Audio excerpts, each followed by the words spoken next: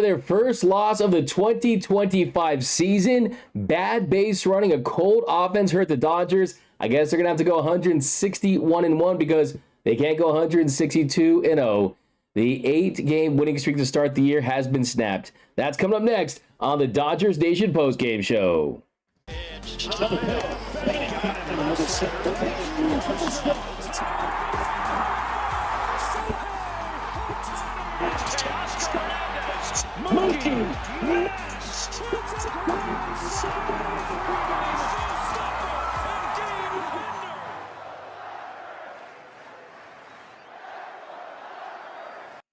What is up, Dodgers Nation, and welcome to another episode of the Dodgers Nation post-game show. My name is Doug McKain. You can follow me on X and Instagram at DMac_LA. If you haven't yet subscribed to the number one Dodgers YouTube channel, the number one Dodgers post-game show on YouTube, hit the subscribe button, hit the notification bell, hit the like button. Also, comment Rookie of the Year so you're eligible for our next big giveaway, Roki Sasaki jersey. We're giving it away next week. Also, subscribe to the Discord channel and to my new YouTube channel, The Big League Podcast. The Big Lead is all the hottest stories in sports in less than an hour. I'd really appreciate that. It would mean a lot, but let's get right into the action. The Dodgers suffer their first loss of the 2025 season. They lose by a final score of 3-2. They fall to 8-1 on the year. The Dodgers had the best start for any team in LA Dodgers franchise history, an 8-0 start that surpassed the 1981 Dodgers that started 6-0. It was also the best start for a reigning World Series champion. The 1933 Yankees were at 7-0. The Dodgers passed them with that. The only thing the Dodgers could have done tonight was tie the 1940 Dodgers with a 9-game winning streak to start the year, and they will fall short of the 10-0 start that the 1955 Boys of Summer Brooklyn Dodgers went on. So now that we have this win streak out of the way, all that is over. It's now time to focus on baseball. I've got news for you. The Los Angeles Dodgers, contrary to what you might have heard, what you might have thought, what this team might have shown us was capable by coming back in 6 of their 8 wins this season, they were never to go 162-0. So now we can focus on some issues this team may be having, the good, the bad, the not so great.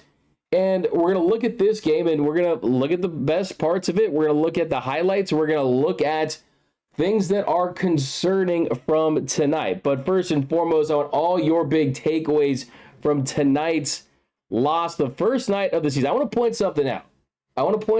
Before we start to break this one down. This is the first meaningful Dodgers loss since October 29th of last year. It's been 157 days since the Dodgers lost a game that meant something. And yes, a World Series game means a lot more than a regular season game, but just think of how long that's been. It's been about celebrating the World Series title and then going to the parade and then all off season thinking about the Freddie Freeman Grand Slam and Walker Buehler's final strikeout and Blake Tryon being nails, Mookie Betts and the rest of the gang coming through and being that Yankees team, then going to ring day, opening day, all the great stuff that comes with winning a World Series title. Well, now this, I think, brings back the focus of, look, they didn't ever think they were going to go undefeated, but this is a whole new year. It's a whole new team. They look great so far. Tonight just wasn't their night. Tonight was not their night at all. The Dodgers just could not figure out Luzardo. The changeup was nasty for Luzardo, and Yamamoto, he looked brilliant for most of the night. Gave up just only run that was scored against him was on his own error when he just kind of rushed it and panicked a little bit, and Trey Turner was able to score. But other than that, he looked really good. This Dodgers team offensively just could not get anything going until late when Tommy Edman was able to hit a home run. But this Dodgers team as a whole tonight, they go 5 for 29, 11 strikeouts, 1 for 4 with runners in scoring position. And the thing that stands out the most is the fact that you ran yourself out of 3 innings. 3 innings tonight, bad base running, for the Dodgers led to running themselves out of 3 innings. You cannot have that. You cannot have that. You cannot be the final out on the base pass, and that happened on 3 separate occasions tonight. And really, it's inexcusable when you think about just the decisions to go there, and it really started with Andy Pages there in the top of the 6th inning. So we'll talk about that, but first, let's talk about Yamamoto's outing, because Yoshinobu Yamamoto, he really looks like right now he could be the best pitcher on the Dodgers. I don't think that's a stretch to say. He goes 6 innings, had 5 strikeouts, 3 walks, 3 hits, 1 run. He lowered his season ERA through his first 2 starts to a 1.69 ERA. He threw 97 pitches, 58 for strikes. He really pitched a great game. 15 swings and misses for Yoshinobu Yamamoto. He looks like he's a lot to be an all-star at this point. He looks like right now he is the best pitcher on the Dodgers. The whiffs were there. A 28 called strike whip percentage. Yeah, it was incredible. I mean, yeah, 12 whiffs today. 15 called strikes, 17 foul balls. You're going to see him lower that. 14 balls that were put in play, but 12 misses, 12 swings and misses for Yoshinobu Yamamoto. That splitter was looking nasty once again. The velocity, the command, really the only thing that got in his way was the fact that he had very minimal run support. But there in the bottom of the 1st inning, after he gives up a double to Trey Turner, was up 0-2 in the count. In the 3rd pitch, left the slider a little up in the zone. Wasn't the worst pitch, but Trey Turner, he doubles to left. And then you had a throwing error by Yoshinobu Yamamoto that led to Trey Turner scoring the first run of the night for the Phillies. Oh, there goes Turner. And this is to the way. In the left field, and the Phillies will take the lead. Yamamoto silence, picked, and threw it well behind.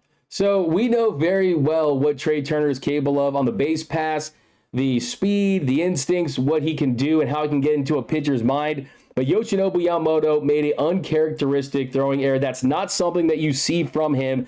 I don't expect to see that ever happen again to him for the rest of the season. But outside of that, he really kept this offense of the Phillies at bay. He was fantastic. He was going toe-to-toe with Luzardo. I think when it comes to the high end of the stuff, you really have to appreciate what he did. Bottom of the 2nd inning, came back out, was getting ground balls, working his way around a single, got a big strikeout to Stott after giving up a 2-out single to Realmuto, had the nasty splitter down in the zone. It was working itself out of some jams. I mean, bottom of the 3rd inning, struck out Marsh to start the frame with a 4-seam fastball. Then he walked Schwarber. Schwarber got to 2nd on a wild pitch. So even though it was a good outing for Yamamoto, there were some uncharacteristic wild pitches, the error there. And then a couple batters later, he issues a 2-out walk to Bryce Harper. But then he got boned to line out. So worked his way around a little jam there. Goes 1-2-3 in the 4th. Did a really nice job after Castellanos had reached on an infield single to 3rd, getting Realmuto to ground into a double play. Really nice job there by Mookie Betts to make the throw and execute in that situation. Then bottom of the 5th inning, he goes 1-2-3. Just nasty splitter to strike out Marsh for the 2nd out. Got Schwarber to ground to 1st. And then we had a Dodger go through 6 innings. So pitchers are ramping up. They're stretching out. And after a walk there by Trey Turner, he was able to get another double play. This was Mookie Betts making a fantastic play on it. And the throw was really nice. He was fluid. I really like what I saw from Mookie Betts there, having that moment where you can trust him to turn double plays. And that helps him get out of that jam. So he gave the Dodgers more than a chance to win. He leaves the game after 6 with a 1-0 lead, a 1-0 deficit, and a 1-0 lead for the Phillies. So you say to yourself, this is a Dodgers team trailing by 1, and you expect this offense to be able to score runs, but it just was not their night. It was not their night. And if you want to see any evidence about it not being their night, look no further than Shohei Ohtani and the at-bat that he had there in the third inning. In the third inning, Shohei Ohtani, he's at the plate, and you're thinking, okay, let's build off that walk-off home run. Shohei Ohtani's going to go on a tear. He's at the plate with 2 outs. First pitch, he jumps on a 97-mile-per-hour Luzardo fastball. He hits at 110.1 miles per hour. It had a 960 expected batting average, and it ends up going 344 feet. And that is because the wind in Philly gets the game ball. The wind in Philly was the MVP for the Philadelphia Phillies tonight. That wind kept that ball in the yard. And then you look, too, in the fourth inning, Teoscar Hernandez at the plate, also with 2 outs, a 1-0 pitch. He takes a slider down and in. It's 104.8 miles per hour off the bat. And it would have been a home run in one of 30 parks. It would have been a home run in the Crawford boxes there at that Polly Pocket Stadium down in Houston. So that was kind of the case early on, and then it just became the Dodgers running themselves out of innings. Andy Pages needs to do a better job and stick to the fundamentals when it comes to base running. He's a very talented player, can hit the ball hard. He's been given a really, really good opportunity here early in the season to see if he can prove that he can be the Dodgers center fielder for the season. But I think looking at the little things, I mean, you saw him run through one a couple of games ago, and he's becomes the out at third. And then tonight, in the top of the 6th inning, after an Andy Pages 1-out walk and a Shohei Ohtani strikeout, Pages was picked off and he was caught stealing. I mean, he was picked off right there, caught in a pickle. That is the final out of the inning with Mookie Betts at the plate. And then you jump to the 7th inning. The Dodgers had something going with 2 outs. Teoscar Hernandez, he doubles to right. Will Smith, he draws a 5-pitch walk to give the Dodgers runners on first and second. Teoscar Hernandez ends up stealing third. And the runners in the corners in 2 outs. 3-2 pitch. Kike Hernandez at the plate.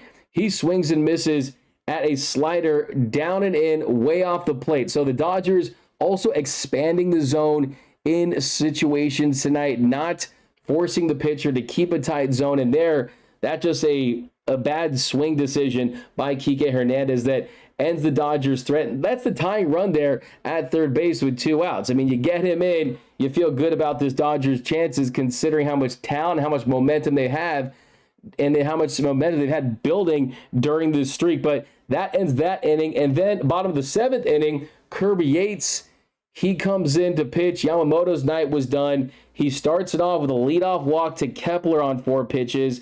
And then Nick Castellanos, a 1-1 pitch. He doubles to left. Yates there on that pitch, he left the splitter a little up. Did not have the best bite and command of that splitter tonight. And that gives the Phillies runners on second and third and no outs. Kirby Yates does punch out JT Realmuto. Nice splitter for the first out. Next batter, Stott. Yates falls behind the count 3-1. 5th pitch, he singles to left. That scored Kepler to give the Phillies another run that made it 2-0. And then very next batter, Marsh, he grounded to second to score another run.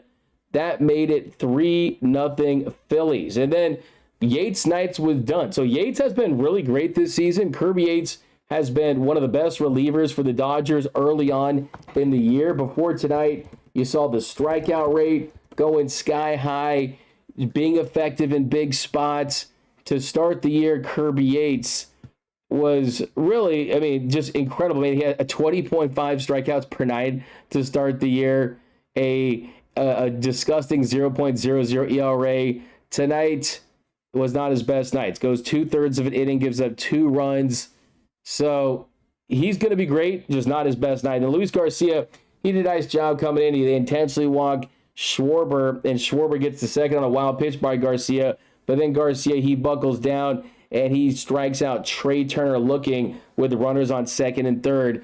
But the Phillies get 2 runs on 2 hits there in that bottom of the 7th inning. And then the Dodgers still not out of it. Top of the 8th, trailing 3-0.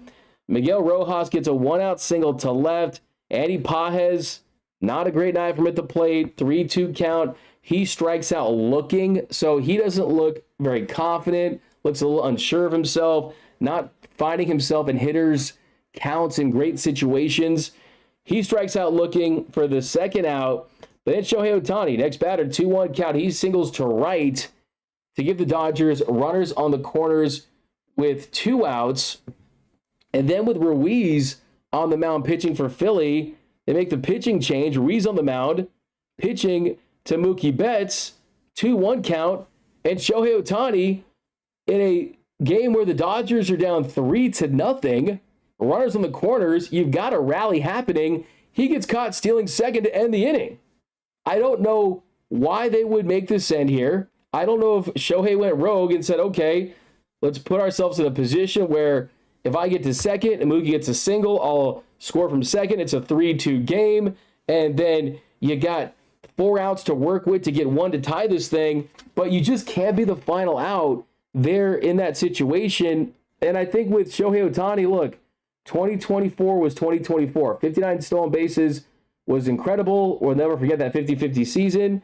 But it just kind of makes you wonder. I mean, he hasn't, since the postseason to now, it hasn't kind of been the same base running success rate. So, yeah, in that situation, I'm not sure what Dave Roberts said about it after the game. I don't see any updates on it, so I'm not even sure if he was asked about it. But that's a tough move right there. That really, really hurt the Dodgers' chances of coming back and winning that game with Shohei Ohtani making that out there. The Dodgers get no runs despite the 2 hits. Couldn't capitalize. And, hey, give shout-outs to, Mitchell ought to have full take. Give a shout-out to Luis Garcia, going 1-2-3 in the 8th after getting the Dodgers out of that jam there in the 7th. And then top of the 9th inning, the Never Say Die Dodgers, they come out. It's not over yet. The streak is still alive. Mookie Betts, who twice in this game had come out for the following inning because the base runner had gotten called out on a stealing attempt or a pickle to end the inning. Mookie Betts comes out there, draws a 5-pitch walk, and wouldn't you know, Mookie Betts, he steals second, and then Tommy Edman at the plate. Dodgers down, 1-1 count, and Tommy Tanks does again. Betts off second. Edman with a high fly ball. Deep right field. Way back there. And the Dodgers are within 1. Tommy Tanks, are you kidding me? This guy is an absolute slugger at this point. I mean, look, his 2023 season, that's his career high, 13 home runs. That year, he did not hit his 4th home run until the 23rd game of the year. This year, he hits his 4th home run in the 8th game of the year, and he hits his 5th home run in the 9th game of the year. This guy is headed to be a lock for the All-Star team. The Dodgers literally found Tommy Edman. They got him for a bag of half-eaten Doritos and a bucket of baseballs. Find him on the side of the road, essentially, considering what they gave up, and they've turned him into an NLCS MVP and an All-Star? Are you kidding me? This organization can spot talent out of the window of a moving train. It's so impressive that they're able to do this. And Tommy Edman has talked about it. I talked to Tommy Edman about this a couple different times, and he's told me that really it's engaging that lower body and finding these hit cues to flatten that bat path, have a more direct swing. When you watch him swing, it's a simple swing, but he gets that barrel to the ball so quick, the lower body's engaged, he's lifting it, and that's one thing he told me too, is he's been able to lift the ball more. He told me it's hard to hit home runs when the ball's on the ground, so it's been an effort to lift the ball, engage the legs, have a quicker bat path to get to the swing, and you get stuff like this. Tommy Tanks, I got to see it again. Betts off second. Edman with a high fly ball. Deep right field. Way back there. And the Dodgers are within 1. What I love about it, too, is you're seeing home runs from the left side and home runs from the right side. That's very valuable to have a guy that can give you power on both sides of the plate. Tommy Edman currently at second base. We'll see where his season ends up. Will he be a center fielder like he was for the majority of the season for the Dodgers? Will he be a shortstop like he was in the postseason after Miguel Rojas went down? He's becoming one of the most valuable. He's the MVP to start the year. Tommy Edman. I mean, think about that. Just an incredible start of the season for Tommy Edman. I think Shohei Ohtani's in that mix too. Mookie's had some good nights, but Tommy Edman, what an incredible start to the season. So just like that, you could feel it. You could feel it. You knew it. Hey, the Dodgers had no business being the Braves, giving up 5 unearned runs in their last game. They have no business being the Phillies when Luzardo was having his way with them and they were running themselves out of the game. But guess what? This was a fitting ending to what was a sloppy baseball game by the Dodgers. The offense not being able to muster up anything really for most of the game. Well, after the Dodgers pulled within 1 after Tommy Edman's 2-run home run, Teoscar Hernandez, he strikes out for the second out. Then Will Smith, he draws a 2-out walk. That puts the Dodgers in a position where you got the tying run there on first. Chris Taylor comes in to pinch run for Will Smith. Max Muncy pinch hits for Kike Hernandez.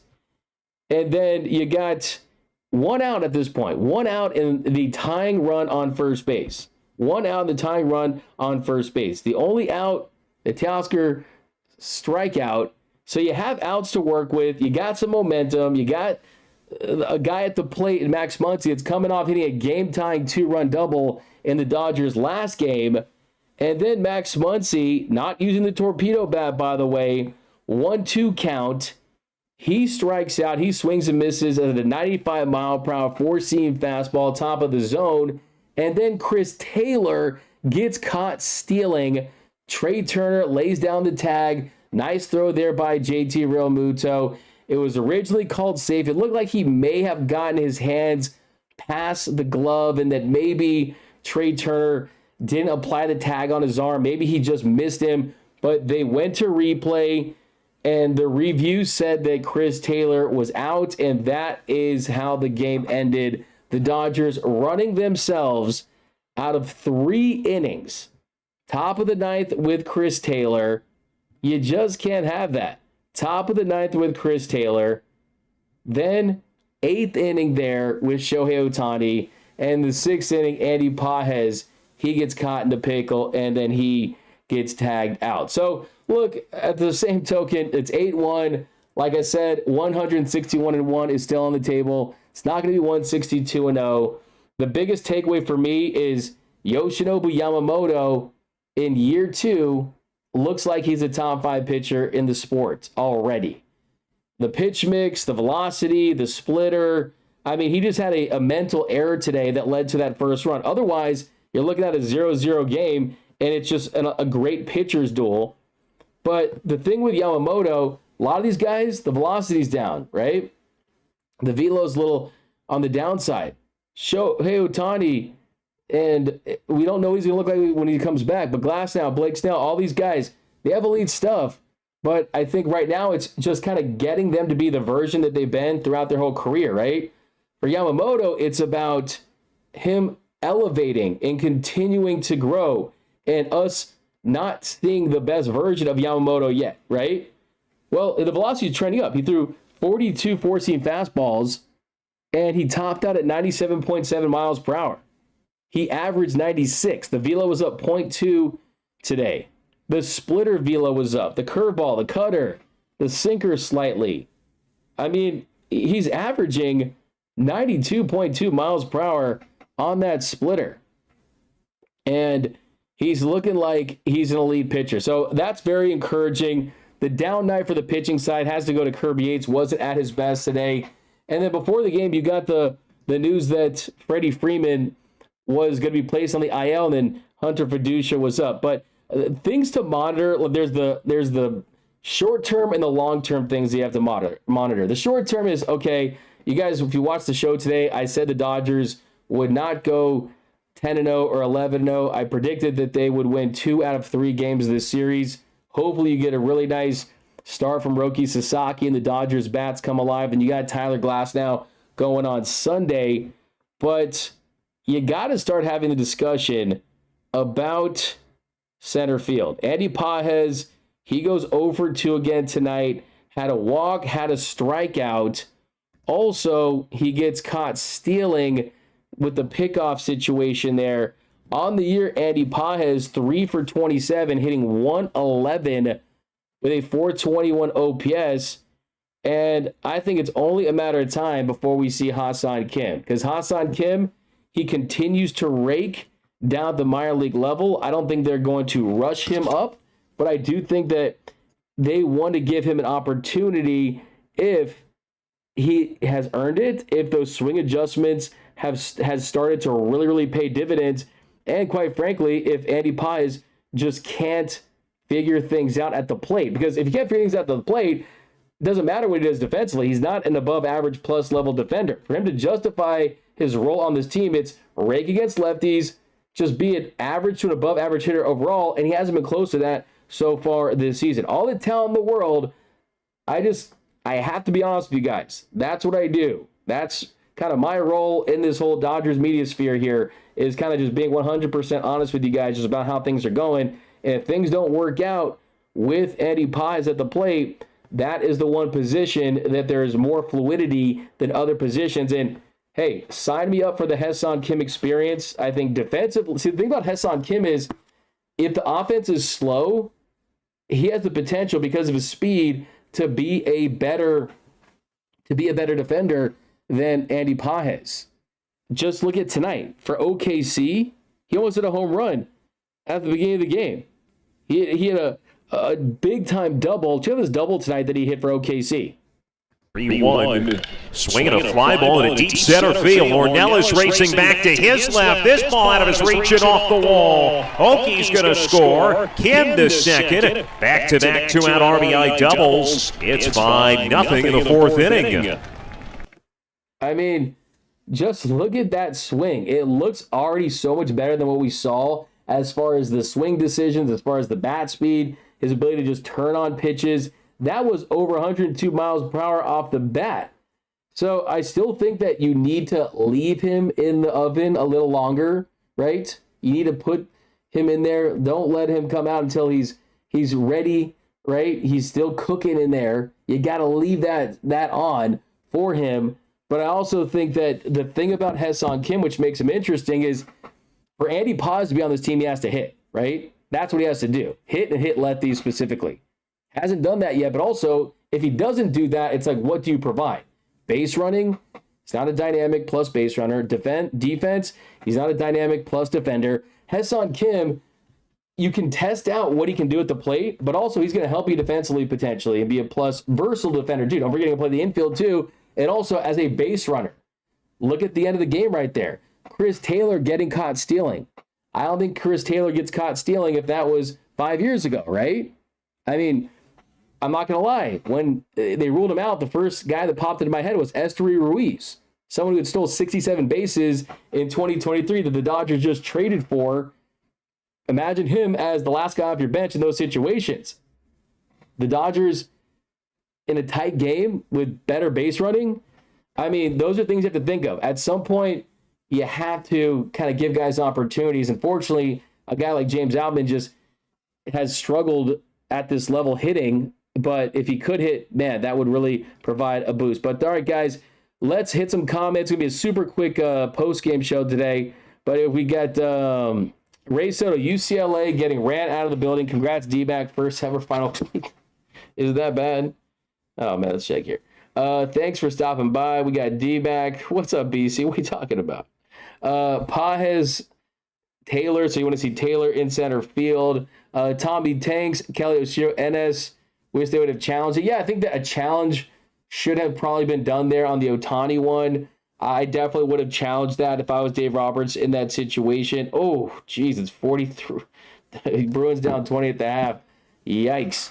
At least we weren't shut out. Yeah, exactly. I think it was now it's 66 straight games, no shutouts for the Dodgers for sure. 17 City Chip says LeBrick wearing that Dodgers jersey is the reason that they lost. I hate Apple TV. That's from Ron Fig. Nick, guys, chill. Taylor's not getting DFA'd. Muncy is in a little bit of a slump. Maybe they're a little burned out from facing 2 Cy Youngs, World Series fanfare, travel, etc. Nick, you bring up some really good points. I mean, all those things are true. Short off season, winning a World Series, going to Tokyo, all that stuff is true. I do think with Max Muncy, I want to say off the top of my head, he's 3 for 26 to start the year. Did have that big game-tying 2-run double in his last game. So, yeah, he's going to need more time. He has struggled against lefties for the last 2 seasons, and I think tonight is very indicative of how they might use Muncy this year. And I think even when Freddie Freeman gets healthy, you're going to see some Kike Hernandez at third. You're going to see some Miguel Rojas at third. And we'll see if Muncy can get it going. But it hasn't been a good start for him. Still early. Chris Taylor, I think, is less of a talking point because his guy's not getting a ton of at-bats, right? I mean, tonight, he didn't even get at bat, right? He pinch ran, right? So he's not going to be the difference. But at some point, I do think that they are going to say, hey, who are the best 13 guys on this team that should be on the position player side? I mean, Hunter Fiducia placed on the roster today because it's going to be a short stint for Freddie Freeman. You let Fiducia get some at-bats, and you look down to the minor league level, the outfield experiment with Don Rushing seems to have come to an end, and they're adamant that he's going to be a catcher. So does Don Rushing stay at the minor league level for another year? And they bring him up next year when Austin Barnes is most likely not on this team, and then you have him as the backup catcher? Or do you look to trade him, which I don't anticipate unless they suffer injuries and they need to make a blockbuster. So, yeah, I don't think that'll happen either. But Don Rushing, I wouldn't trade him, man. This guy, he has a special hit tool for sure. BC, we couldn't even beat the Phillies with Trey. Apple TV is the worst. I hate the games. They're not bad. The camera work is pretty awesome. They did a great job in that documentary. Claudia 11, Tommy Evan has been dominant every game so far. He's been very reliable. Blizz R. Yates wasn't feeling his stuff tonight. Yeah, he just wasn't a good night for Kirby Yates. Muncy needs to be put the torter back. We got, I'd love to see Edmund in center field, Muncy at second base, and Arenado at third base. Nick, I mean, I think the days of Muncy being a second baseman kind of have came. The Dodgers Nation post-game show. My